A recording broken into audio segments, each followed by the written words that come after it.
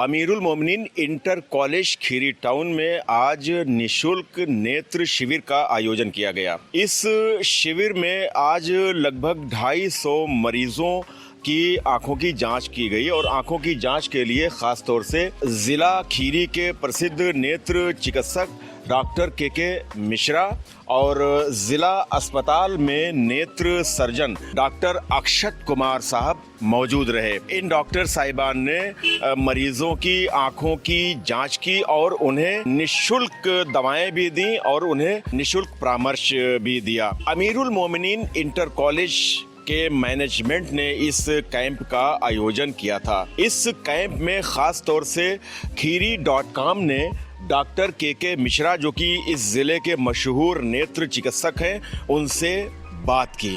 आज खीरी टाउन के अमीरुल मोमिनीन इंटर कॉलेज में निशुल्क नेत्र शिविर का आयोजन किया गया है और इस नेत्र शिविर में ख़ास तौर से जो हमारे ज़िले के आँखों के बहुत बड़े डॉक्टर हैं, नेत्र विशेषज्ञ डॉक्टर के मिश्रा जी, आज वो यहाँ पर तशरीफ़ लाए और मरीज़ों को वो देख रहे हैं। चंद मिनट हमने उनसे मांगे और बहुत शुक्रिया डॉक्टर साहब, आपने हमें वक्त दिया थोड़ा सा।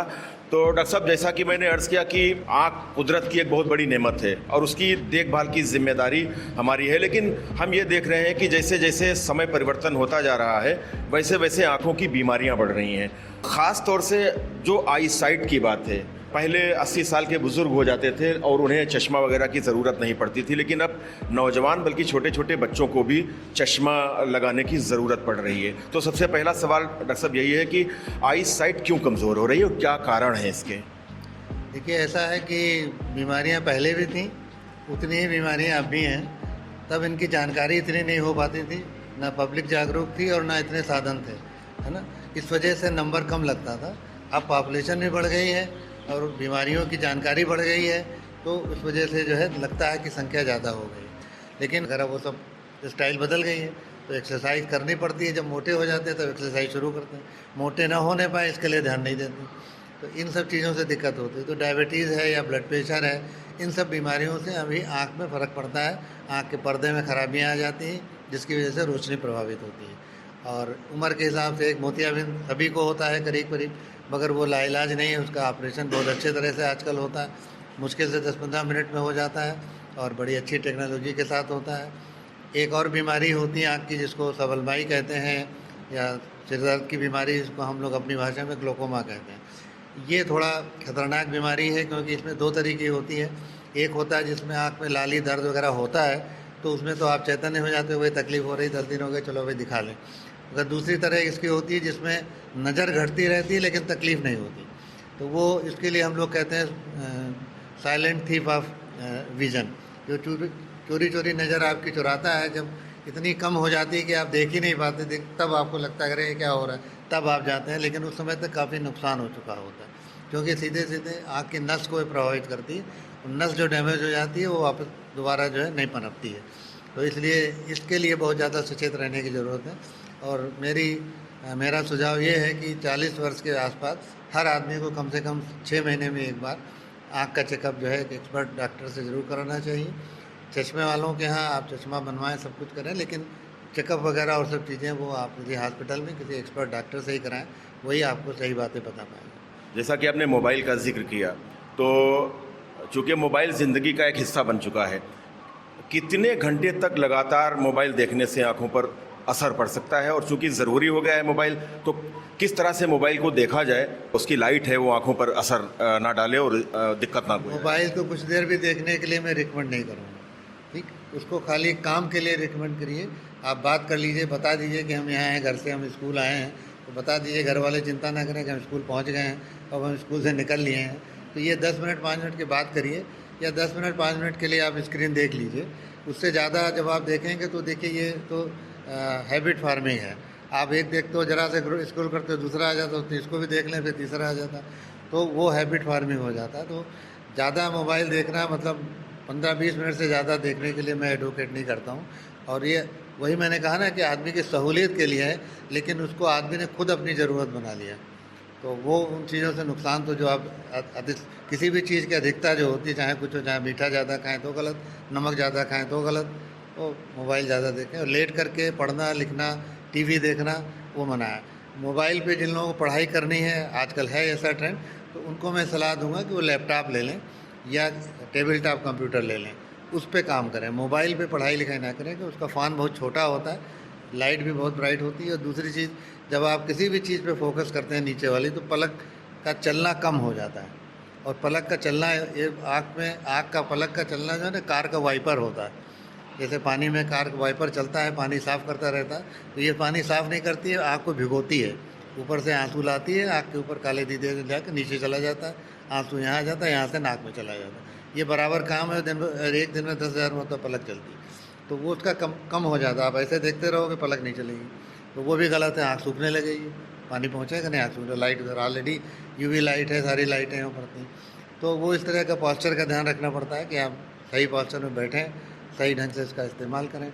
और वैसे तो किसी भी चीज़ की कोई लिमिट है ही नहीं, आप कितना। गर्मी का मौसम शुरू हो गया और गर्मियों में ख़ास तौर से आँख जिसको टूटना बोलते हैं, सुर्खी आँखों में जो है आ जाती है, आंसू वगैरह निकलते हैं, आई फ्लू ख़ास तौर से चलता है, तो क्या क्या एहतियात करना चाहिए और किस तरह से हमें बचना चाहिए? आई फ्लू जो है ना, वो तो एक एपिडेमिक की बीमारी है। जब फ्लू जब होता है, जैसे कोरोना चला था कि सबको हो रहा, तो फ्लू जब एपिडेमिक होता है तो जैसे फैलता है, वो भी एक तरह का वायरल इन्फेक्शन होता है, लेकिन वो बहुत एक्यूट टाइप का, बहुत तेज़ होता है। ज़्यादातर गर्मियों में एलर्जी की दिक्कत होती है, क्योंकि मौसम सूखा होता है, धूल करता ज़्यादा होता है, तो आदमी बाहर आउटडोर काम करता है, बहुत सारे प्रिकॉशन नहीं लेता है, तो ज़्यादातर बीमारी जो है एलर्जिक टाइप की होती है। जैसे बहुत सारे भी बच्चों को हमने देखा, उनको वही दिक्कत है।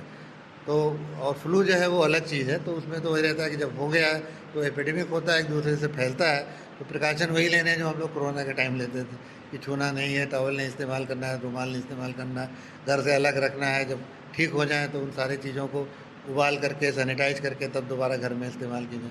तो वो तो एपिडेमिक जब होता है तो उस समय का है। नॉर्मली एलर्जिक है तो उसका एक चश्मा लगाइए, थोड़ा कैप लगा लीजिए, प्रोटेक्शन करिए, धूल गर्दा है, इन चीज़ों से अगर दिक्कत हो ही गई है तो उसके लिए डॉक्टर से मिल के दवा डालिए, वो कंट्रोल हो जाता है 5-7 दिन में। डॉक्टर साहब, देखने में आया है कि आँख में कोई परेशानी होती है, वो फ़ौरन मरीज़ वो मेडिकल स्टोर की तरफ भागता है, डॉक्टर से परामर्श नहीं करता है और वो आई ड्रॉप्स वगैरह की वहाँ पर डिमांड कर लेता है।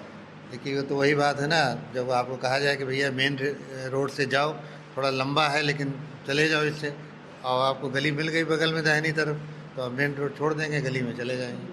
वही आदमी काम करता है, वो आग के लिए क्या, वो हर चीज़ के लिए करता है। ऑन द काउंटर सेल जो है ना, वो होती रहती है, तो नुकसान है कि भाई दवा क्या बीमारी है, उसकी क्या दवा होनी चाहिए, तो एक्सपर्ट ही बताएगा। अब होता है कि मरीज़ खुद ही थोड़े दिन के बाद डॉक्टर बन जाता है, ये भी तो होता है कि उन्होंने एक बार दिखाया, डॉक्टर साहब ने कहा तो खुजली हो रही है, आपको एलर्जी है, और दवा उन्होंने लिख दी, कहने तो एलर्जी बताई थी उन्होंने, खुजली फिर हो रही है, यही दवा ले लो। तो ये तो मतलब होता है कि पर्चा आपके पास है, आप कर लो, पर्चे से सब खुद ही डॉक्टर बन जाता है। लेकिन क्या बीमारी है, हल्की फुल्की में तो चल जाता है, बट कई बार दिक्कत भी हो जाती है कि आपको, जैसे अल्सर का मरीज़ है, आजकल गेहूँ कटता है, धान कटता है, तो आँख में लग जाता है, जख्म हो जाता है। अब जख्म में जो दवाइयाँ चलनी चाहिए, कई बार क्या होता है, उसकी उल्टी दवा काउंटर पे मिल जाती है और वो जख्म को बढ़ा देती है, और जब पेशेंट आता है 5-7 दिन के बाद तो अच्छे खासी बुरी कंडीशन में आता है। तो इसलिए नुकसान होते हैं कि आप अपने आप दवा लेने जाएँ। तो मैं तो यही राय दूंगा कि आप बेटर है दिखा लीजिए, अस्पताल में दिखा लीजिए, प्राइवेट में फीस नहीं दे सकते तो अस्पताल में दिखा लीजिए। जो धूप वगैरह से बचने के लिए, धूप है, धूल है, इससे बचने के लिए अक्सर हम लोग ब्लैक चश्मा लगा लेते हैं और वो चश्मे के जो ग्लासेस होते हैं उनकी बहुत ज़्यादा कोई क्वालिटी ख़ास नहीं होती है। तो इस तरह के जो ग्लासेस के जो ब्लैक चश्मे हैं, क्या हमारे लिए हानिकारक तो नहीं हो सकते हैं? नहीं, वो हानिकारक हो सकते हैं, इसलिए कि वो प्रॉपर ग्लास नहीं होता है, लेंस नहीं होता है।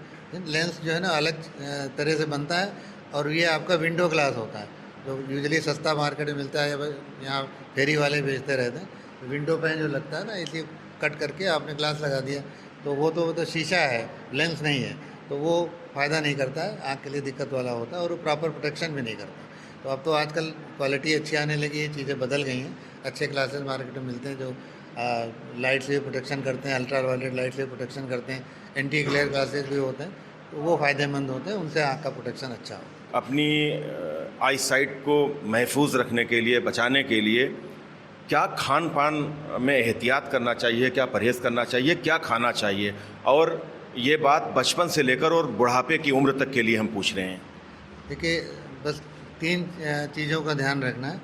जैसे फलों का सेवन करना है, तो जितने भी रंगीन फल हैं, पीले फल जितने आते हैं वो सब आँख के लिए फ़ायदेमंद होते हैं। पपीता है, अमरूद है, केला है ना, और चुकंदर है, गाजर है, तो जितने रंगीन फल होते हैं, हरी सब्जियाँ, जितनी भी हरी सब्जियाँ होती हैं, तो कहा जाता है कि अपना जो आप खाना लगाएं उसमें जो सलाद बनाएं उसमें हर रंग की कलर की जो है वो सामग्री होनी चाहिए, तो वो सब कुछ फ़ायदा करता है। मिल्क के प्रोडक्ट जो होते हैं वो फ़ायदा करते हैं, डेयरी प्रोडक्ट फ़ायदा करते हैं, पोल्ट्री के प्रोडक्ट फ़ायदा करते हैं आँख के लिए, खासतौर से मछली है, इस तरह की चीज़ें। और खाने पीने में तो इन्हीं सब चीज़ों का ध्यान रखना होता है, प्रॉपर डाइट लेना है, और वो शरीर के लिए भी अच्छी होती है और आँख के लिए भी अच्छी होती है। जी डॉक्टर साहब, आप आज तशरीफ़ लाए कैंप में। अब आज के बाद आपसे अगर मुलाकात करना हो, मरीज़ को दिखाना हो, तो फिर आपसे संपर्क, आपसे राबिता कैसे किया जाए? मेरा एक पक्का ठिकाना है, आप सब लोग जानते हैं, मैं वहीं मिलता हूँ, पिछले जो है 57-58 सालों से वहीं मिल रहा हूँ। बता दें हमारे, ताकि दर्शक जान जाए। अब तो हॉस्पिटल हमारा इमली चौराहे के पास में है, सिविल लाइन में। उसके पहले क्लिनिक जो थी वो मेन रोड पे ही थी, खुसरत राय मार्केट के सामने। वहाँ मैं 21 तक बैठा हूँ, फिर कोरोना के बाद हम लोगों ने हॉस्पिटल में शिफ्ट किया, तो अब वहीं बैठते हैं। और जब भी कोई आएगा, हम तो पीछे, हम क्या, हमारे पूर्वज भी इसी लाइन में सेवा कर रहे थे पब्लिक की, हम लोग भी कर रहे हैं। हमारा बेटा भी जो है वो भी इसी लाइन में है, वो इधर है, उससे भी मिल लीजिएगा। वो अक्षय साहब, अक्षत, वो मेडिकल कॉलेज में अपॉइंट हो गया है, तो वहाँ जाता है संडे, इसलिए टाइम दिया गया है कि भाई चलो देख लो। यहाँ संचालक बंधुओं का, इस स्कूल के प्रबंधकों का, टीचरों का, जिन्होंने आज ये मौका हम लोगों को दिया कि हम मरीजों की सेवा कर पाए, और सबसे मिलके बड़ी खुशी हुई। रहेगा कि आगे मुलाकात बनी रहेगी, ताल्लुकात बने रहेंगे, और इसी तरह हम लोग एक दूसरे के सहयोग में आते रहेंगे। लखीमपुर खीरी ज़िले के वरिष्ठ नेत्र चिकित्सक, एक्सपर्ट आईएएस के डॉक्टर के मिश्रा साहब से अभी हमने बात की, और हम शुक्रगुजार हैं कि बहुत मसरूफियत से थोड़ा सा वक्त निकाल कर डॉक्टर साहब ने हमें दिया।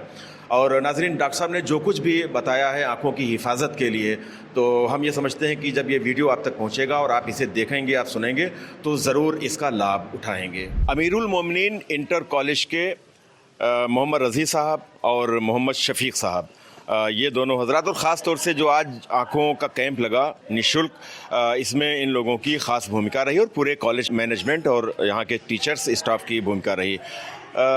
शुरुआत कब से हुई, किस समय से हुई थी, और समापन कब हुआ? शुरुआत का टाइम वही लगभग 8 बजे से शुरू हुआ, और ख़त्म लगभग अभी 1 बजे के करीब हुआ है। अच्छा। और काफ़ी सारे पेशेंट आए, और डॉक्टर साहब ने बहुत अच्छी तरह से उनको देखा, जिसको जो सजेशन सही से देना चाहिए था वो दिया गया है, और लोग संतुष्ट होकर यहाँ से गए। कितने पेशेंट शफीक साहब आए होंगे? समथिंग 250 मतलब डॉक्टर साहब ने देखे, और कुछ पेशेंट वापस भी चले गए, डॉक्टर साहब को समय नहीं था इसलिए वो वापस चले गए पेशेंट, और इंशाल्लाह अगला कैंप भी करवाएंगे, इसमें उनको भी दिखवाएंगे। अच्छा। 250 समथिंग देखे हैं। अच्छा, आज के कैंप में दवाएं वगैरह भी कुछ दी गई? जी, डॉक्टर साहब ने अपनी तरफ से दवाएं दी, जिसको नॉर्मली दी जा सकती थी। जिनके लिए ऑपरेशन का था, तो ऑपरेशन के लिए उन्हें सजेस्ट किया गया है। जो आर्थिक रूप से कमज़ोर थे, उनके लिए सजेशन ये रहा कि आप सरकारी अस्पताल में पहुंच करके वहां पर आधार के ज़रिए से अपना ऑपरेशन वगैरह करा लें, ताकि आपको इकोनॉमिक बोझ ना झेलना पड़े। अगला कैंप जी, कोई आइडिया?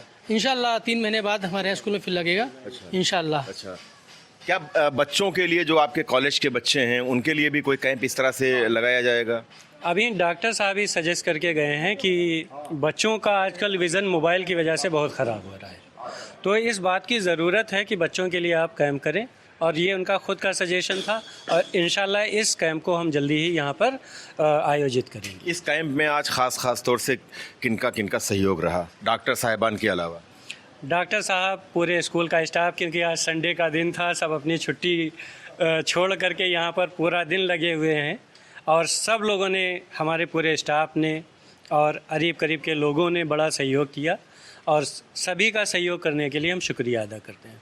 बहुत शुक्रिया। तो नाजरीन, आज का ये वीडियो आपको कैसा लगा, ज़रूर कमेंट बॉक्स में अपनी राय का इजहार कीजिएगा, और बहुत ही मोहब्बतों के साथ गुजारिश है कि आप खीरी.com को सब्सक्राइब कीजिए। कैमरा पर्सन आफ्ताब अंसारी और मोहम्मद शाहान रज़ा के साथ गुफरान अहमद को इजाज़त दें। वीडियो देखने के लिए बहुत शुक्रिया।